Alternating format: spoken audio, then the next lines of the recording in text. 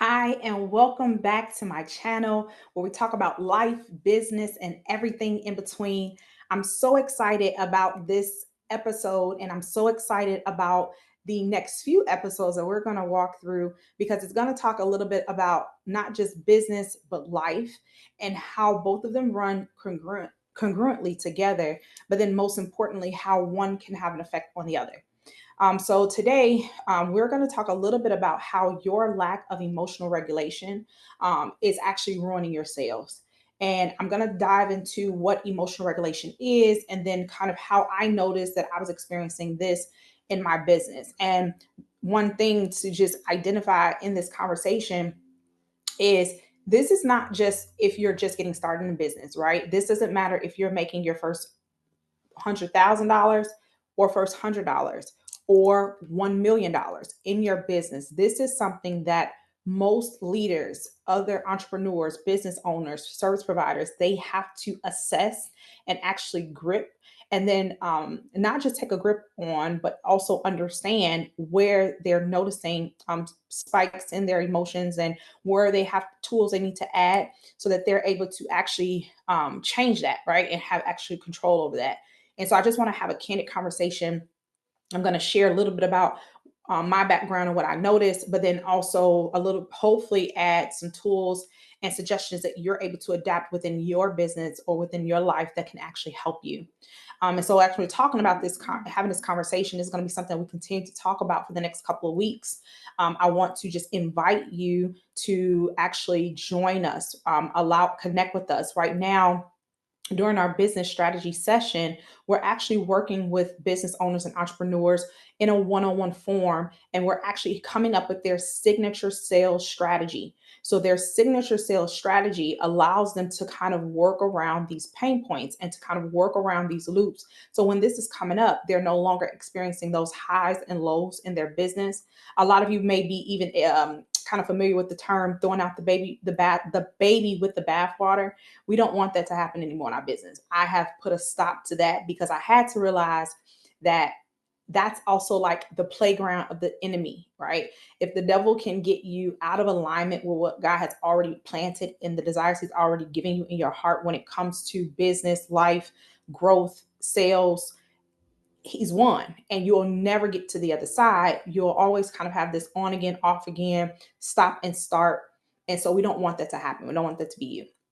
And so when we think about emotional regulation and we just think about emotional intelligence, this is not just you being emotionally intelligent when it comes to others, meaning accepting and or understanding the emotional or emotions of others.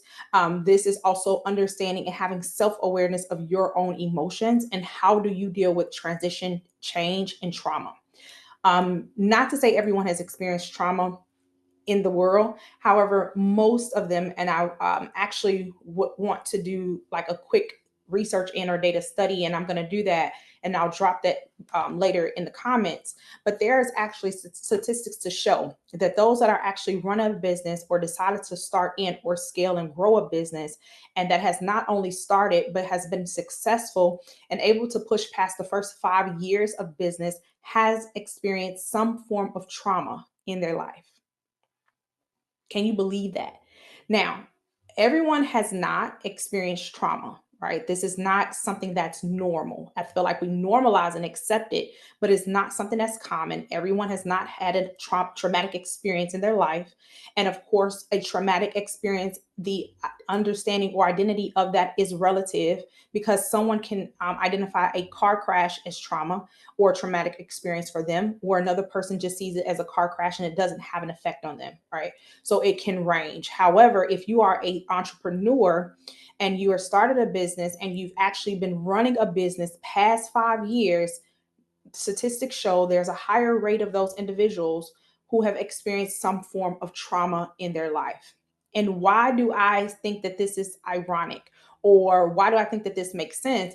Is because it takes a different level of resistance and resilience to continue to push past trauma, transition, change, the unknown, having a deeper level of faith and belief. That is all the things and core values that it takes to build a successful business and to push through those moments in time. Because if it was easy, everyone probably would choose to do their own thing or make their own money, but it's not easy.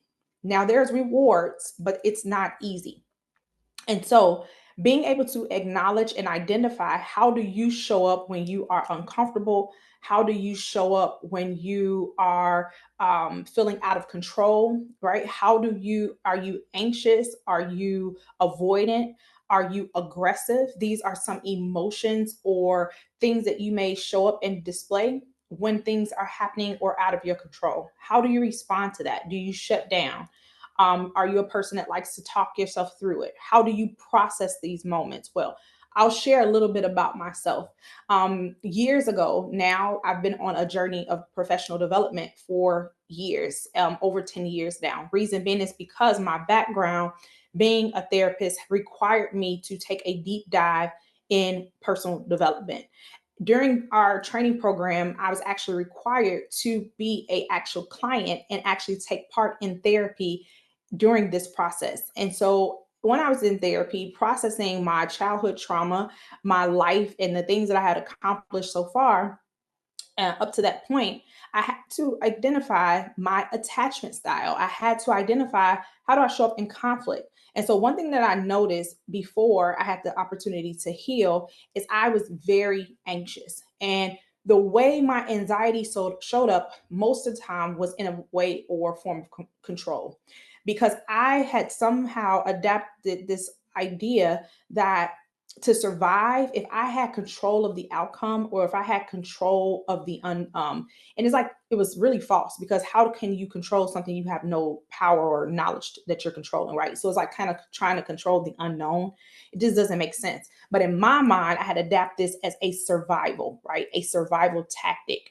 I use control to feel safe, right? Control was my safety net. And so anything that meant that I didn't have control over, or that I wasn't aware of, it meant that I was going to spiral, or I felt that I was going to spiral, right? I would feel that I was out of control. And so I would have these moments where I just felt like if something was to happen, I had to be prepared for it. Or I had to know, I had to have an answer, a solution. But that was like false hope, because there's no way that we can prepare for every unknown thing, because some things we're preparing for, it actually never happens. And that's how anxiety actually robs you of your peace and of your current life and understanding and your success, is because it tricks you to believe that this can all be taken away. Or sometimes you can actually fear success. Like, can I actually walk through and not really know all of the answers or pieces, but just trust the process, right? Anxiety can rob you of that. And so I noticed in my business, fast forward years from going through that, my initiation into therapy. At the time, I fast forward, I had to get to a place and get to a point where I no longer allow that to control me or dictate my life. However, I started business, and starting a business is a pond in or sea of unknown. You do not know everything. You don't have all of the answers. You have to make a lot of pivots, a lot of transitions. You have to bet on yourself. You have to be confident in your decision making. You have to be willing to fail. You have to be willing to lack, be uncomfortable, all of the things that actually triggered my anxiety. And so when I began to start this journey into entrepreneurship, I noticed that if there was something that I was not aware of, or that would happen outside of my norm or outside of my plan, I would have an increase in anxiety. What does an increase in anxiety look like for me? I then would avoid, hide, run away, put things on decisions that I knew needed to be made. I would put them on a back burner. I mean, even my finances, I wouldn't even look at my account, because I'm like, "Oh, I don't know how much money is there. I don't know if I can afford things." I'm just, swiping and spending, just operating in full blown survival. That wasn't Good. So I had to do a lot of work, a lot of self development, a lot of personal development and growth to get past that. And not to say that it automatically just disappears, but you learn how to control it and manage it in a better way. And that's what I did. And so hopefully, as I'm sharing this, you're able to kind of see yourself in this, but then also you're able to see the hope. And so this is something that I walk my clients through day after day. And I love and enjoy doing it because I'm able to kind of see those blind spots. They may see they are stopping and starting. I see that their why is not big enough to push them past those moments to allow them to continuously show up consistently. And so how to know one of the things, and you want to take notes on this, is to know when you're actually in a place of transition and or growth, or you're getting ready to scale and grow, is you are and during that part of the plan, you're probably going to notice there's going to have to be like a pullback. And when I think about a pullback, think about, visualize and taking an arrow or a slingshot and pulling it back. So you may be at one revenue income predictability where, let's say, you're generating $15,000 a month, right? And you've been doing it consistently for the past 3 to 6 months.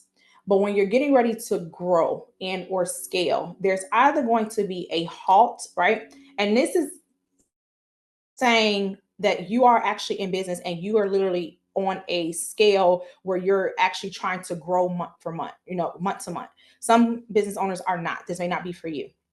Some of business owners may just be at a place of like stabilization, right? You're not scaling anymore. You're just being like stable. However, if you are still in the growth phase and you're trying to figure out how you're scaling or how you're going to grow, you're going to notice a pullback. This pullback is going to either look in a way where there may be a drop in your income because now you have to go through this reassessment. You're cutting the weeds. You're looking at your numbers and your data. You're making data driven you're making data driven decisions at this point. So you're looking and assessing where you are and where the strengths and weaknesses are within the business, within the offers, within the sales, within the staff that you're working with. This is going to look like a pullback. So meaning you're going to have to lose something and or it's going to stay the same. When that happens and your intentions or projections are to scale in or grow, this sometimes can feel like you're doing something wrong. Or it can feel like you are heading in the wrong direction, or you've done something that was in misalignment, but it's not, right? It's kind of a part of the process. When you're getting ready to move forward, when you're getting ready to grow, when you're in transition, in between those, the movement, there has to be kind of like a separation. There has to be a separation of things, people, places, offers, products. And then after you get from that place of transition or out of that place of transition and growth, you then will see a peak or a spike because now your focus shifts. And where your focus shift, if you do not let anxiety rob you of that, that's where your profits and your desires grow. And so most of the time when you're going through that period, do not allow your anxiety and your thoughts to lead you. It's not, you want to assess what's going on. You want to look at your goals, you want to look at your data, but then you also want to create a actual plan where you're following the plan and you're able to stick to the plan regardless of the thoughts that you're having, regardless of the discomfort. Because to be honest, growth happens in discomfort. As long as you're comfortable and then you're in that predictability stage, you're probably not also scaling and growing. Not to say once you get to that goal, you may obtain that stability and safety again, but in that process, it doesn't feel good because it's a lot of change, there's a lot of movement. Sometimes you're having to do a lot of investing, sometimes you're having to do a lot of upfront work in the beginning, testing, trials, it's all of those things, but it's just a phase. So you want to create a plan. What does that plan look like? That plan should include the ultimate goal, where you're going. It should also identify where you are. It should also identify common patterns. So when this happens, or if this happens again, you're able to see, okay, this is where I am within the plan outside of how I feel. I feel uncomfortable. I feel discomfort. I feel like a failure. I have anxiety. But the plan says I'm actually on plan, right? I'm actually doing what I'm supposed to do. If I do the work, the output, the outcome will happen for me. And so hopefully thinking about this, this is what we help our clients do. And so I want to just invite you to sign up for our business strategy session, which our business impact hour, because creating that strategic systematic sales system for you allows you to have a go-to plan to follow. It doesn't matter if you are at $0 in your business, $100,000 in your business, or 1 million. This strategic plan is something that you can use as you grow, as you scale, or as you sustain. All of these are different phases, but it allows you to identify what phase you're in and the strategic skills that you need to implement and strategies at that particular season. I hope this has helped you. I hope some of these nuggets that I shared with you in my personal journey and story when it comes to just scaling and growing in your revenue and your sales has been helpful. Please like, share, and subscribe. Share this with one of your business buddies that you are in partnership with, in growth with, in commitment with, in alignment with, and in agreement with, so that they can also grow and become great with you. Thank you for your time. Thank you for watching my episodes. Thank you for subscribing to my channel. Every person that subscribed, I literally am grateful and appreciate. I'm new to YouTube, but I am willing to do the work because I enjoy sharing what I know with you. If anything that I've shared has stood out to you or has helped you or you would like to implement, please drop that below as well. I look forward to connecting with you again soon. Thank you and have a great day. Bye.